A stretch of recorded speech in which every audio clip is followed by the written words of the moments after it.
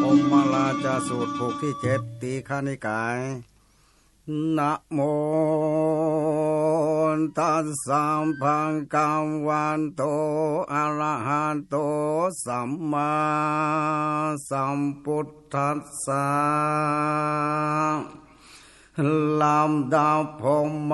จาราสูตรมันตั้งแต่เก้าจนลุล่วงเข้าผูกทวน7อันตันทั้งหลายจึงได้ฟังไปนานี้และตันที่เนพังอันทางการฐานจันเจ้าจากใครกาตามก็แทนโตกรรมบานตามปูนสาจริงเขินโบราโจตานาวางกรรมานะเทนะดังนี้เป็นต้นและถามว่าสันเนภาพมังหางอนันตะเทนเจ้าเก่าเนนตานแห่งสูตรตั้งหลายมีผมบานจาลาสูตรเป็นต้นย่อมเก่าวางเอกังสมัญญังป้อนว่าเก่าเนนตานแห่งอามพิธรรมมาป่วยเก่าวาลาจาสูตรเป็นต้นย่อมเก่าวายัสสามิงสมัญเยกามวจารังดังนี้เมื่อในส่วนต่างหลายฝูงอื่นกว่าเนตันก็กล่าววายันสามเองสัมมาเยพิโควิวิเจวังกามเมเหเป็นภูมิอันเนเตสันติเมเวการติแต่ในนิตันแห่งพังเวทในป้อยกวเทนะโคปนาสมัญเยสนานเป็นกาลานาวาจานะเกิดตานเตยาเวพันติในพงมันจาลาสุดป้อยเก่าการตำเป็นองค์ปัญโยเก่าวาจานะว่าเอกังสมัญญังดังเลอนั้นจังพ่อตานทางการอาจารย์เจ้าเมื่อตั้งกรรมทำสันเนเมื่อจังแกงก็ทำสันนั้นจริงออกกรรมว่าตันทานตันทาเอนทานจะอัญญาถาอัฏฐสัมภาวะโตดังนี้เป็นตนที่ต้านเก่าเนตานต่างๆว่าดังอันแต่และอันที่พระมหาอนันตะเถนเจ้าเก่านิตานในที่นี้หากเหินแล้วยังพันโยนจานนานโดยพังการอื่นแต่แรมปันดังเดนตันแห่งอาภิธรรมาและสูตรอื่นๆกว่านี้ตานกล่าวเป็นอาเทกาลานัตถภาวะลักขณะก็ย่อมเป็นสาตาเมเวพันติเหตุใดจริงว่าดังอันจะเมื่อเตสนาอามเพธรรมาก้อนเดเตสนาสูตรต่างหลายอันอื่นกว่านี้ก็เดย่อมสำแดงสามภาวะธรรมต่างหลายมีพันษะเป็นตนและสามภาวะแห่งธรรมต่างหลายฝูงนั้นย่อมแล้วไปโดยขณะสัมมัญญาวะและเหตุเกิดกล่าวโดยปรมัตถธรรมต่างหลายฝูงนั้นเป็นขณะคือเป็นอัปปาตังขณะติเทขันนาพังกังขันนาสามาวะญะลังเตื้อสูสาละเป็นอากุสาละลังคาบอากุสาละเหตุเป็นเหตุก็ไม่เหตุนั้นตานจริงล้วนสำแดงเน้นตานเป็นภูมิมาวันจานิเตสาเป็นสันตามีวิพันเตเพื่อจังเข้ากรรมอันทะใจความในที่นั้นส่วนเนนตานอันเมนในพระเวไนก็ย่อมแล้วโดยเหตุอันทาแลงกาลนาธาเป็นตาเตยาเวพันเตแต่และสิกขาปานตาปัญญาเตสัมมาญาคือกาละอันตังสิกขาบทเป็นอนุญาตนางเมื่อนพามังหาสาเลบุตรเทนเจ้าตนมีพัญญาอันมากจังลูกกดยากนักเหตุดังอันเมื่อพามปนท่านเจ้าจังตังสิกขาบทก็แรงโด ยังเหตุอันจังตังสิกขาบทอันนั้นแล้วพามปุณท่านเจ้าก็ไปอยู่ในตีนนั้นเตนะสมัญเยนะในสมัญญกาลอนานเหตุผู้เตนะอันเกิดเป็นเหตุการตามพิษแห่งเพคุดังอันกาลนานิเตโสอันว่าเนนเตสังอันสำแดงกาลนะคือเป็นตาติยาวิภันติอันปุถธรรมตัญโยหาการตามไว้เพื่อถึงปัญโยจานังอันนั้นและส่วนว่าในสูตรอันนี้ก็ดีในสูตรอื่นก็ดีแม้ในจานทางกะธรรมมาตามปันก็ดีที่เป็นอันทันทานโยกาก็ลังเป็นตัวที่ยาวเวพันติโดยที่แต่เมื่อพามปุณทเจ้าเทศนาสูตรนี้ก็ดีสูตรอื่นก็ดีจาทกะอื่นใดก็ดีอันพามปุณทเจ้าย่อมอยู่ในกาลนะเวลาอันเป็นการลุดนาวิหาลาแต่สิ่งเดียวเหตุดังอันนิทานแห่งสูตรอันเอง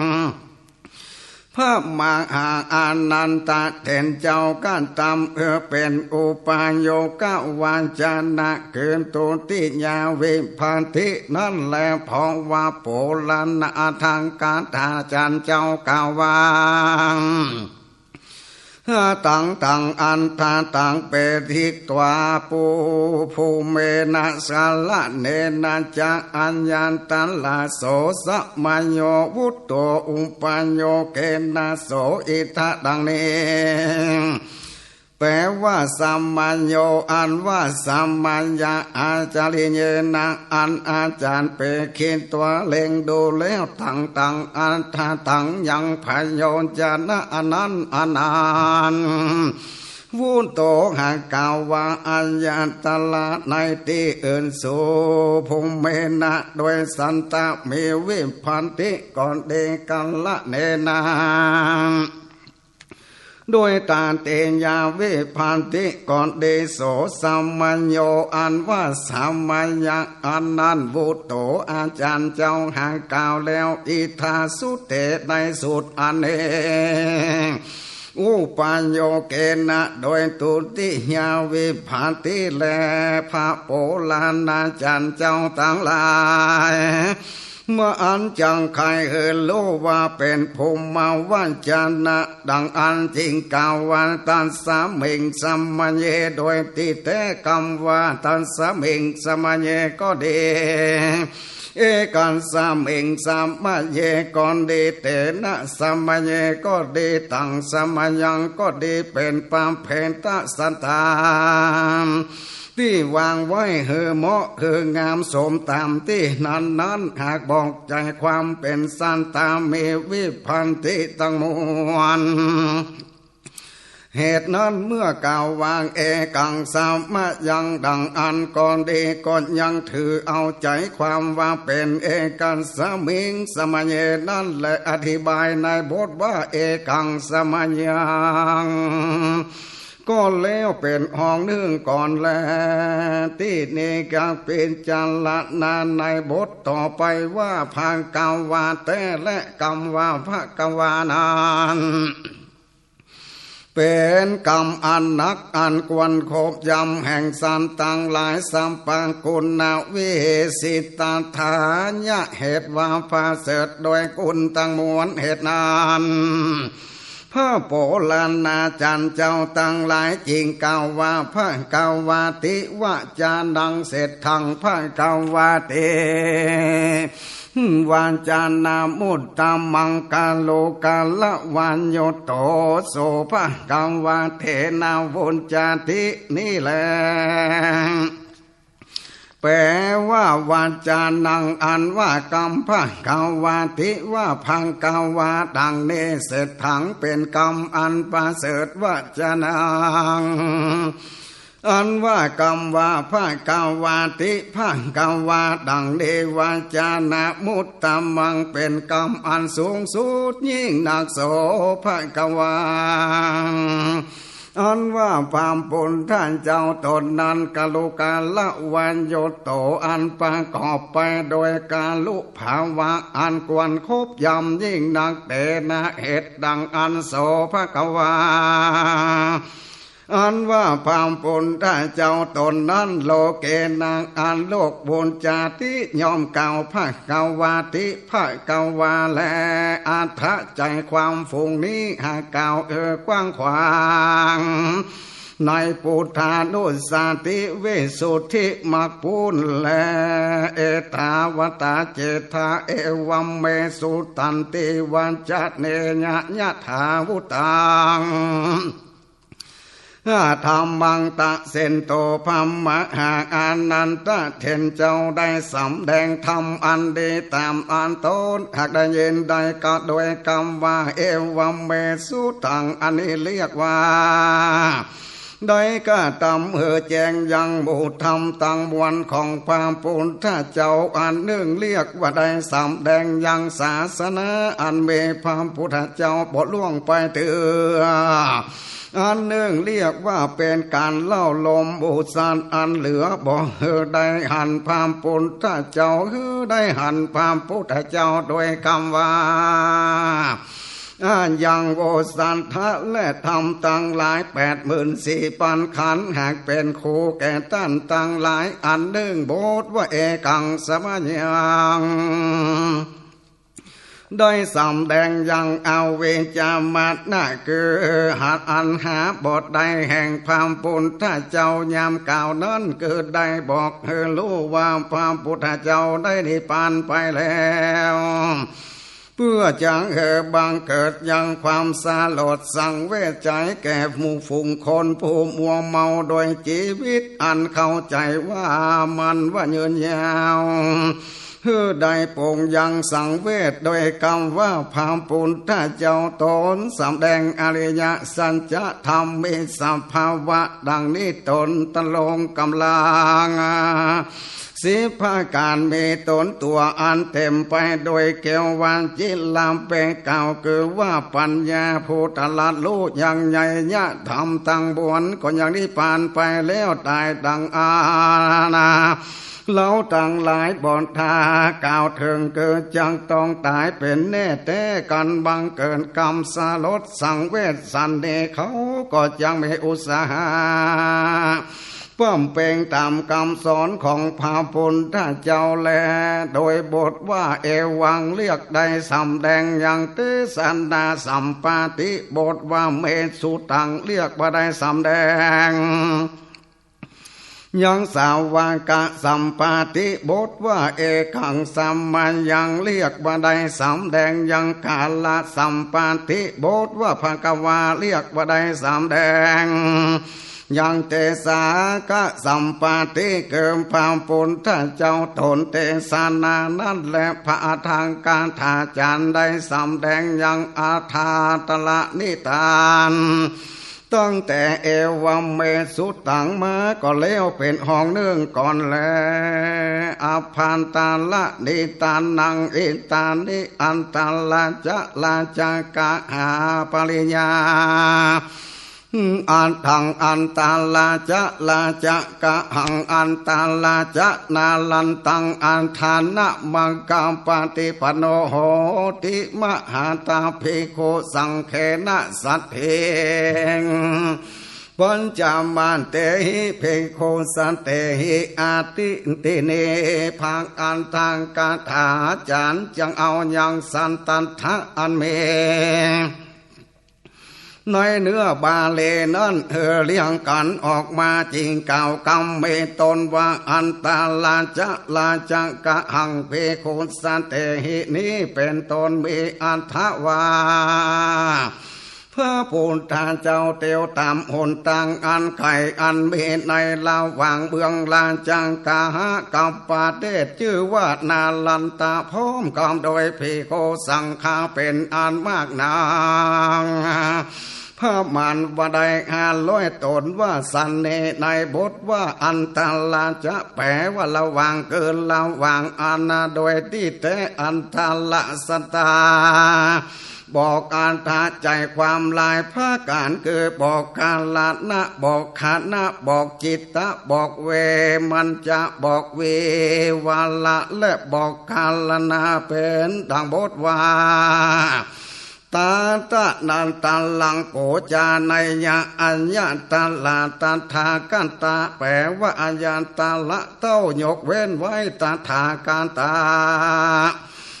จากพานตาทากาตะเจ้าโกปุงกาโลอันว่าปุกาละผู้ใดจาในยะจังเปิงรู้ตังอันตรังยังเหตุอันนั้นจะบอกคณะเป็นดังบทว่า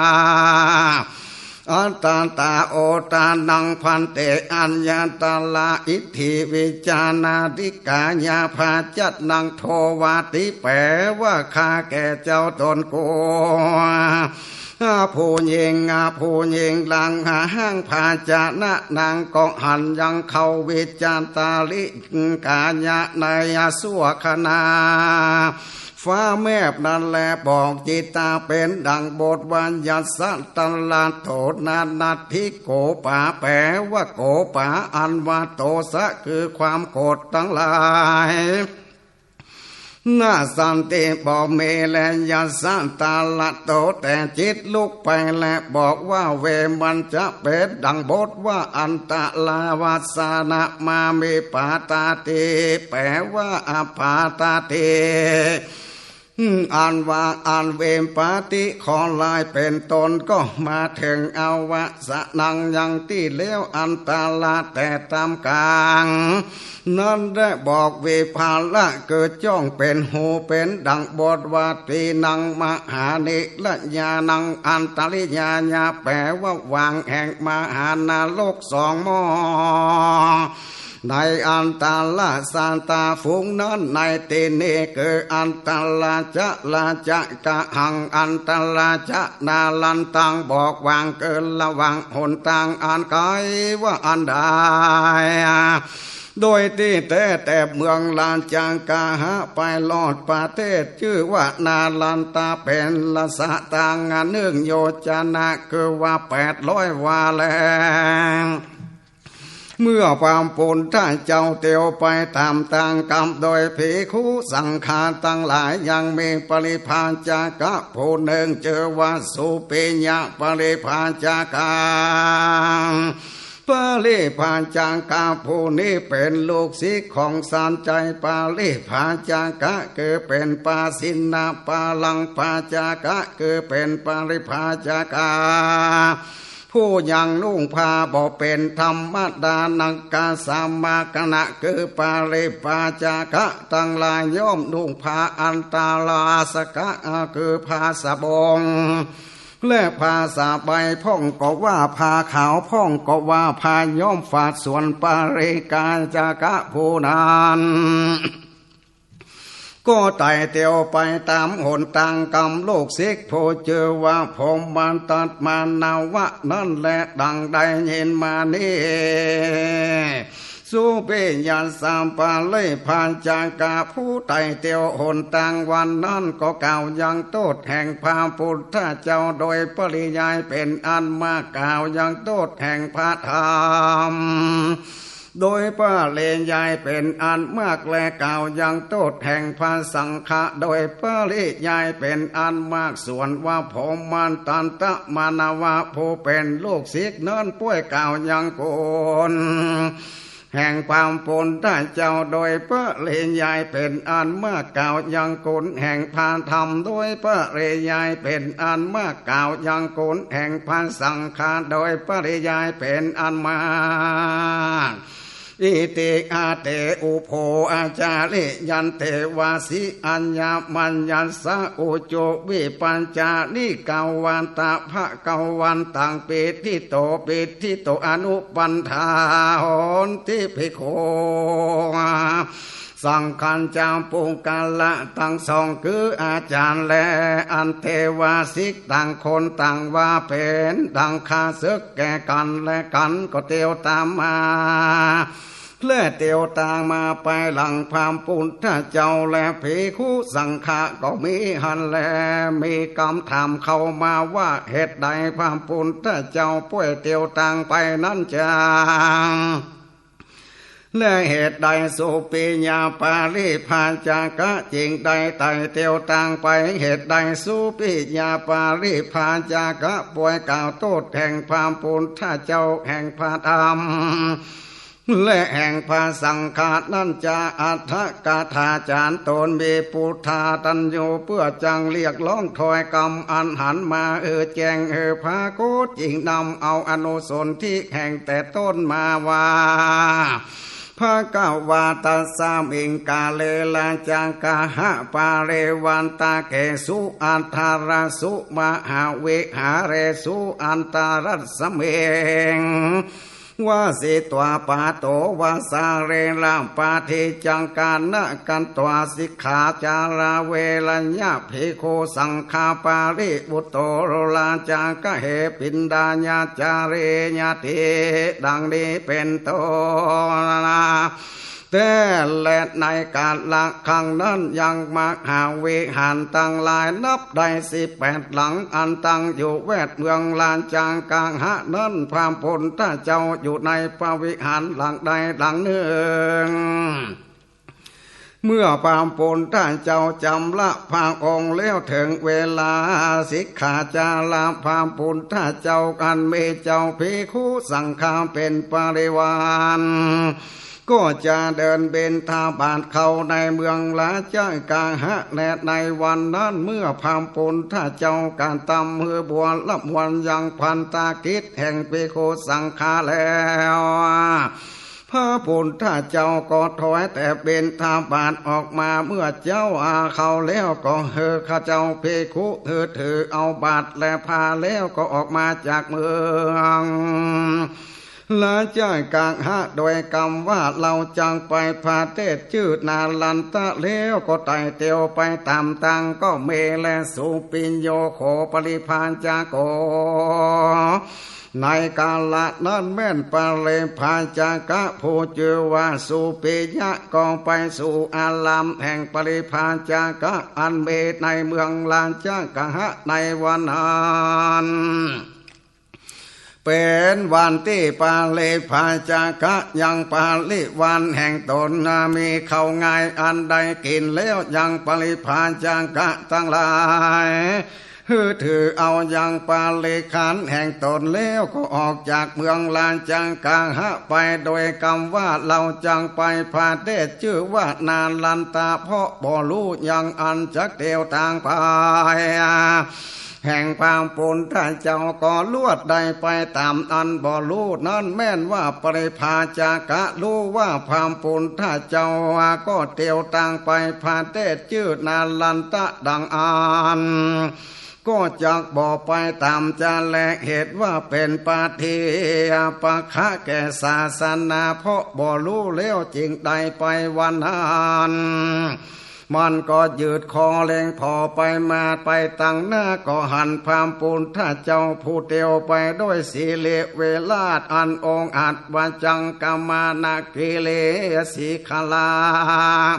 เหมือนดังยอดโดยคำอันมีที่ไกลต่างกาลาปาลาปาลิขิตะอันแวดล้อมไปโดยผ้ากำปาละสีแดงงามในกาลานั้นลาสามสามปันนะลังสี6พาการเบ่งออกมาแต่อกพามปุณถ้าเจ้าก็เล่นออกไปเล่นออกมาในที่เนที่18นาศอกแผ่ลอดเถิงอันจูกรรมจูไปลัตตนาเวลีลัตตนาตามาลัตตนาจุนาวิปานนิตินังญาเวญะเหมือนดังอันเดียดลายภายไปโดยเครื่องแก้วป้วงแก้วและจวกแก้วปาสาตาจิตาราตานาจิตตากาสารนาวิวะเหมือนดังแผ่นคำอันผาจิตโดยแก้วแลแผ่ไว้นั่นแลสุวรรณาลาสาสินจะมานามิวะเหมือนดังหดหล่อไปโดยชั่วคำ อุกาสาตานิปาสาตะมาโกลังเหมือนดังอันเก่าแก่มตกลงมาแห่งใบไม้อันใดร้อยดวงเนลันตาปาติกาการนิกาลาปุภามิวาเหมือนดังดอกกันในกาอันเลียดลายภายไว้วันโยเวกูคิตาจิตาปะภาติจูกานิว่าเหมือนอันจวกฟองไฟชื่อว่าจีกาปาพระอันกำลังอารมณ์หักยกขึ้นและเล่าปาที่พามปุณถ้าเจ้าเตียวไปนั่นอินทาธานุวิจุตาลาวางกำปาปะภาวิสาลาเวปาเลตาเวลาจิตาเมวะเหมือนดังพาจิตไปโดยสายฟ้าอันเป็นทันโดแห่งพญาเอ็นและลันสามีบุตรดาวอันบานงามยิ่งนางามอนุพายัญจานานุโลลาสิตัญจาปานาภากาวาโตลาศีลาพระองค์ตนแห่งพามปุณถ้าเจ้าอันปาดบไปโดยอนุพายัญจานาลุกกาลักขณาอันดับได้80ตันเวกาสิตากามาลูปาละสาลังภาละมุนลังเหมือนดังดอกบัวดอกอุบลอันบานงามยิ่งดังปาลิจิตตากาปูบุพาเลวะเหมือนดักดอกไม้อันภาริตากาจารคือว่าดอกไม้ม่วงสวรรค์อันบานงามมาลามาลิจิกาเวสาติวกากาณกาลังเหมือนดังพื้นอากาศอันลุ่งเหลืองงามโดยหมู่ดาวในเวลากลางคืนเหมือนพยับแดดอันเวลากลางวันอวาหะสันติวะเหมือนดังลู่แย้มไขหัวตุมือเล่ขีญาอันเตียวไปแห่งความปุณถ้าเจ้านั้นเป็นอันองอาจโดยปาลิเขปริลาเลียสินีเกิดมีความงามอย่างเวลาเป็นหลักลัสเมเหมือนลัวล้อมรอบอยู่แหลมพามปุณถ้าเจ้าตนนั้นตัวเต็งสาวาลักขณามาลาตนอันประกอบไปโดยดอกไม้คือมหาปุริสาลังคานา32ภาการมีเวลาดองอาจโดยภาการตั้งบวนอาภิวันติก่อนยอมครอบงำลานสามเมฆแห่งพระจันทร์ได้32ดวงครอบงำจังกาวาติลาจา32ตนครอบงำยังพระยาอินทรา32ตนครอบงำยังเต้ามหาพรหมนับได้32ตนโดยกุลแห่งพมหาปุริสลักขณา32ภาการดังนั้นแลตัญจาปันนาภากวันตังปาเลวาเรตวาทิตาภิกขุสัมเปอภิสาจัญญันตุถาอัสสาธนาสาธิตาภิกขุตั้งหลายที่แวดล้อมพามปุณถ้าเจ้าอยู่นั้นตั้งมวลย่อมเป็นผู้มากน้อยสันโดษเป็นผู้มักสร้างยังวิเวกสองภาการคือว่ากายาเวเวกเจนตาเวเวกอันบ่เจือจานกำสิ่งมีต้นว่าคือหิสังสังกาคือการกวนเก่ากำโดยคลาหัดและอันมักโจตนาด้วยกามด้วยอาปาติโทษภิกขุเหล่านั้นเป็นผู้ตีโทษแห่งบาปก็ย่อมกล่าวสั่งสอนอย่างวาจานึกคำมาเกิดถอยกรรมอันมากคืออดเสียยังแก่บาปกล่าวแก่ถอยกรรมอันประกอบไปโดยสมาธิสองภาการอันได้แก่อุปัญจาละสมาธิและอัปปนาสมาธิกำตังปัญญา3ปานะคือประกอบไปโดยวิปัสสนาญาณวิมุตติและญาณทัสสานะสัมปันนะอันเล็งหันวิมุตติญาณสองภาการคือมังกาวิมุตติภาราวิมุตตินั้นแลเตสังมัญเยภะกวาเตนะกัมปาลาปากาลาปาลิกิโตญิวาการจานาโถพระพุทธเจ้าตนอยู่ในตำกลางแห่งเพโคนตั้งหลายฝูงนั้นเหมือนดังเสาคำ อันแวดล้อมไปโดยกำแพงผ้ากำปาละอันแดงงามลานตาปานตูมาสันดาญาสุวรรณานาวาเหมือนดังเหือคำอันเล่นไปในต้มกลางดอกบัวสีแดงปาวาละเวติกาปาลิกิโตวิญญาอังกิขันโทเหมือนดังกองไฟอันแวดล้อมไปโดยเปาจีแก้วปะพาลาจาตากนาปะริวาลิโตปุณนาจันโตวิญญา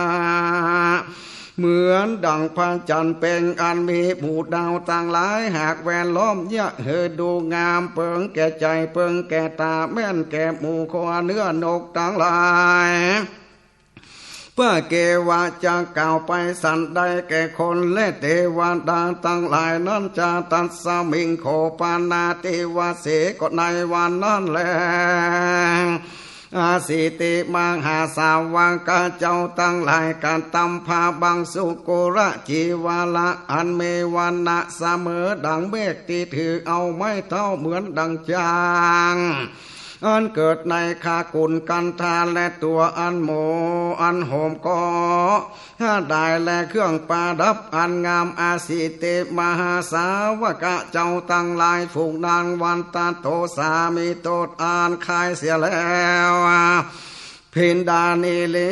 เลสาคือมีกิเลสอันมั่งเสียแล้ววิจาหิตาจาถามีจัตถาคุ้มเขือคือตัณหาได้ลีดมั่งเสียแล้ว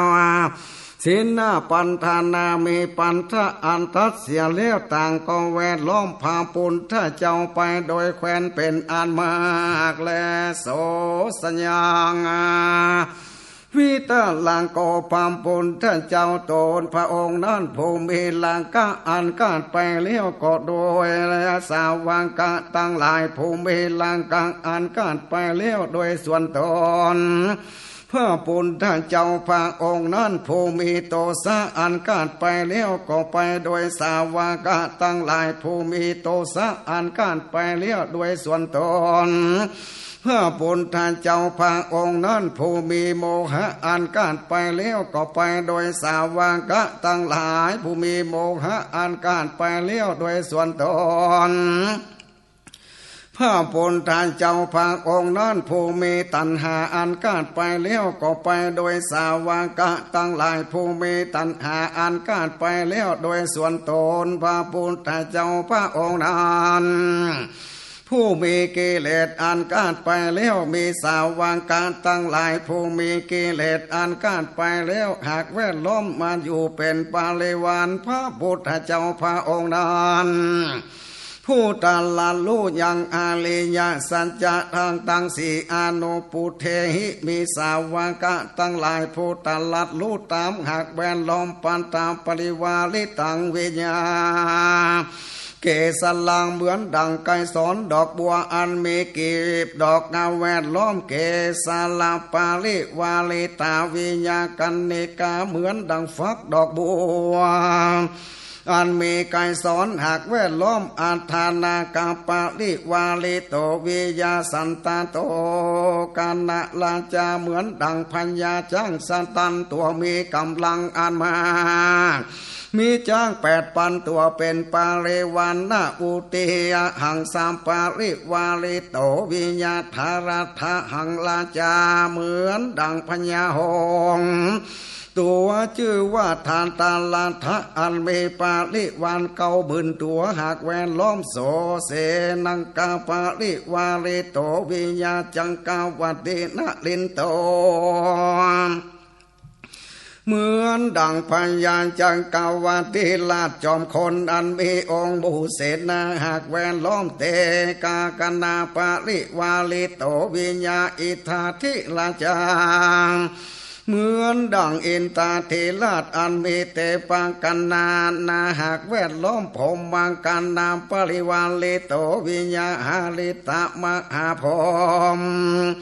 เหมือนดังหาเลนตามมหาพรหมอันมีหมู่พรหมกันคณะนาหากแวดล้อมตั้งมังกังปาฏิปันโนอันไตเตียวไปตามหนทางเส้นนั้นจันโตวิญญา กังกานะกัลลังเหมือนดังงามนตนพระจันทร์อันเคินมาในอากาศโดยพุทธาลีลาหาอันจักเพียบเทียมก็บ่ได้ปาเลตากาลาสันจิตาปุญญาภาลานิกะกนาญะอันเกิดมาแต่บุญญาภาละเต็มพามปุณถ้าเจ้าหักหอมยับมาเสียงกาละอนานาจนนับบ่ได้แลตาเถวาอานโนมาปายาปุทธลีลากัสสันตังภิกขุงโอจิตาจักขุงสันติยติเยสันตะมานังอุปาลิทังปุณาจันตังวิญญาภะเกวันตังเยวานาปัสสะนังติสวา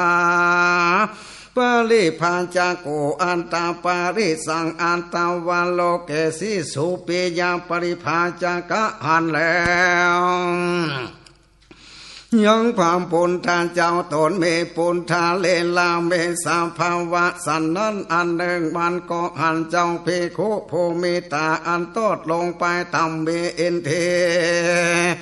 เป็นต้นจังคุเอ็นทีอันล่ำงับแล้วไว้สาพามปุณธาเจ้าเหมือนดังพระจันทร์เป่งอันสูงสุดมือหันหาสันนั้นแล้วมันก็ป่วยเล็งดูยังอุปาลิสะแห่งตนกาจะกันดาเกโอลัมพิตวากาเอตาโอลูกามิภากากาลันตะตันดาโมลาปิจามาติกาปาทิปากากุติกาติอเนกาปาลิขาลาภาสิกาผู้อันหาปาริขานเต็มไปโดยปาริขานมีภาการต่างๆคือว่าไม้เต้าห่างนกยุงและถงใส่ขวามอดินและหม้อเต้าอันหอยไว้กับไม้การย่อนลงเป็นพลุงพลังและปาริขานแห่งตนฝูงบริวารแห่งตนฝูงนาต่างตนก็จะถวยกรรมอันหาพายโยจานะบอดใดเป็นตนว่าผู้นี้ตีนงามผู้นี้มืองามขุมาลามีปากอันหยาบกาแข็งยิ่งนาวิปาติกินนะวาจามีถวยกรรมอันเลียดลายแล้ววิปาติอาตันสะนิยาเป็นอันบกวนเลงดูอัปปาสาติกาบ่เป็นตีตังแห่งความเลื่อมใสมันเล็งดูปาลิสะแห่งมันหันสันนี้แล้วก็ยินกินแหนงใจพังร้ายยิ่งนักแลง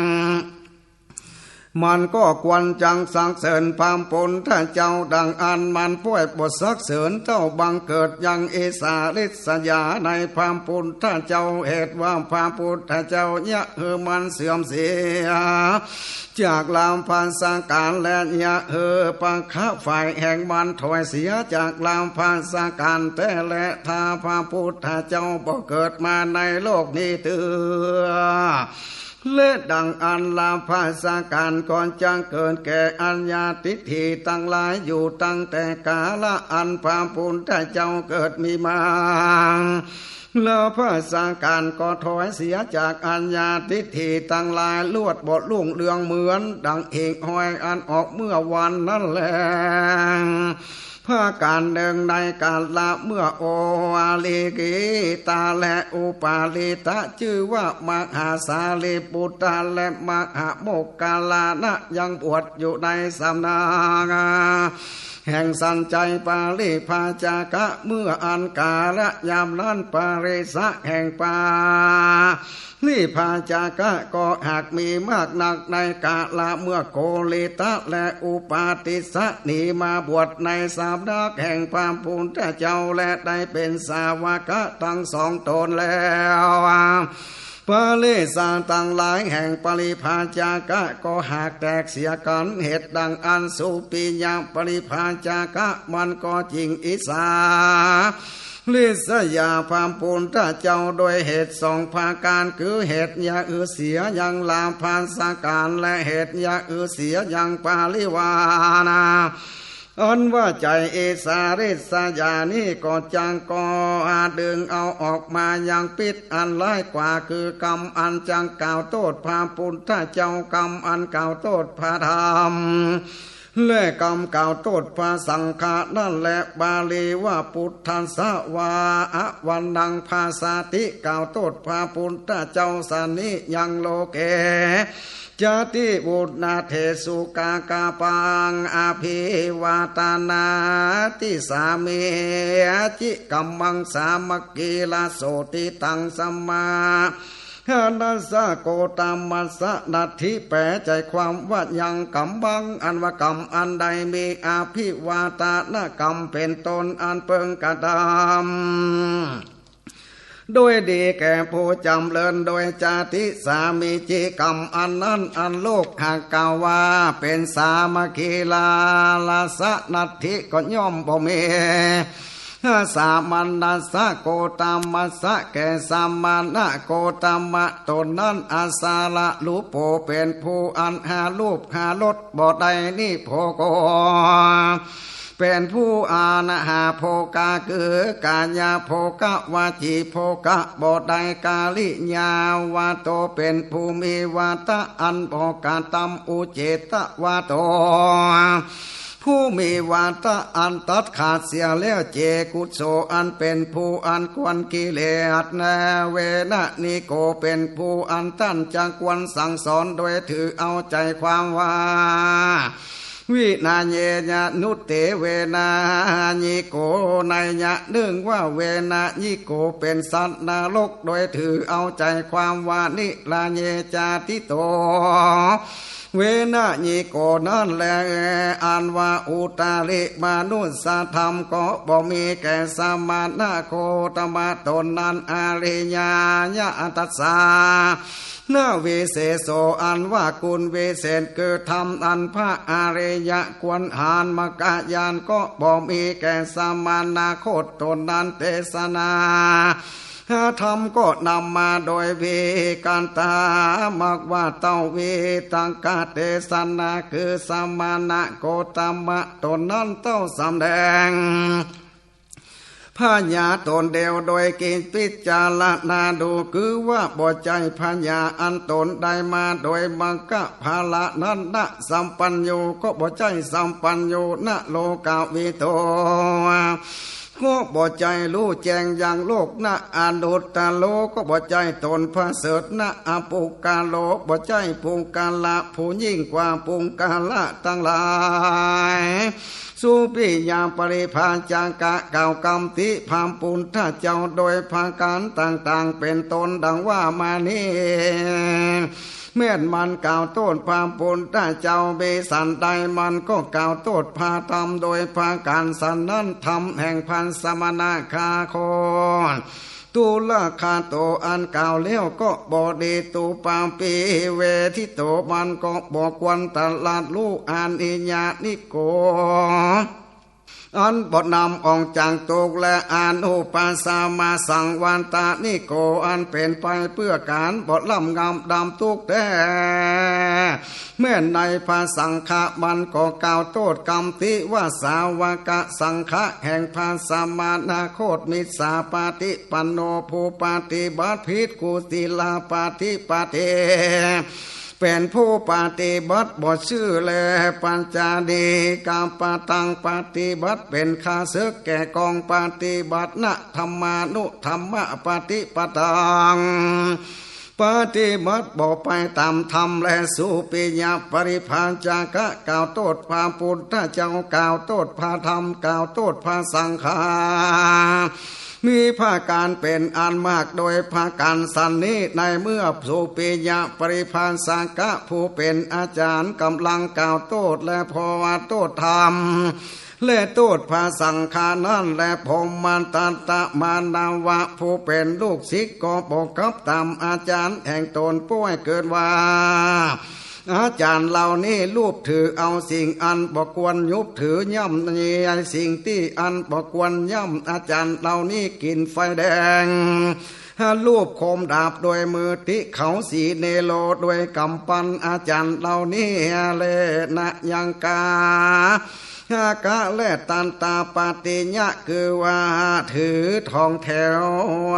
ฟันแข้งโคมเสือ และถือเอาจ้างตกน้ำมันโดยมือป่วยมาเก่าตูดเกี่ยวตั้งสามอันควรแก่การสร้างเสริญสานิอาจารย์เราผู้นี้ก็เตียงจังเถิงความสิบหาย